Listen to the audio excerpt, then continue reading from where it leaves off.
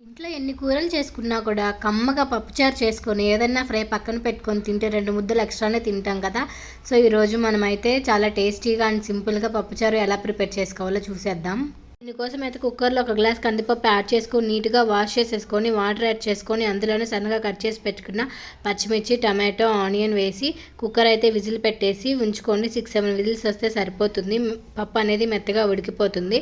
ఇప్పుడు ఇందులోనే కొంచెం పసుపు, కొంచెం కారం యాడ్ చేసుకోండి. టేస్ట్ అనేది బాగుంటుంది. కొంచెం కల్లుప్పు వేసి మెత్తగా అయితే స్మాష్ చేసుకోండి. సో ఇలా అనేది వస్తుంది. మెత్తగా మ్యాష్ అయితేనే పప్పుచారు బాగుంటుంది. కోసం నిమ్మకాయ సైజంత చింతపండుని అయితే నీళ్ళల్లో యాడ్ చేసుకుంటున్నానండి. ఇలా వాటర్ అయితే తీసేసుకొని ఈ వాటర్ని అంతా పప్పుచారులోకి యాడ్ చేసేసుకోండి. పులుపుకి తగ్గట్టు 1 గ్లాస్ ఆర్ 2 గ్లాసులు వాటర్ పోసుకోండి మీ కన్సిస్టెన్సీని బట్టి. ఇప్పుడు దీనికైతే పోపు పెట్టుకుందాం. దీనికోసం ఒక కడాయి పెట్టుకొని అందులో 1 టేబుల్ స్పూన్ ఆయిల్ వేసుకొని కొంచెం జీలకర్ర, కొంచెం ఆవాలు, ఒక 4-5 వెల్లుల్లి, సన్నగా కట్ చేసి పెట్టుకున్న ఆనియన్, కొంచెం అయితే కరివేపాకు, ఒక 2 ఎండుమిర్చి ఇలా తుంపి వేసుకోండి. ఇలా గోల్డెన్ బ్రౌన్ కలర్ వచ్చిన తర్వాత పప్పుచారు అయితే ఇందులోకి యాడ్ చేసేసుకొని ఇందులో కొంచెం కొత్తిమీర యాడ్ చేసుకొని టేస్ట్ బాగుంటుంది. ఇక 5 నిమిషాలు మరిగించుకుంటే టేస్టీగా పప్పుచారు అయితే రెడీ అయిపోతుందండి.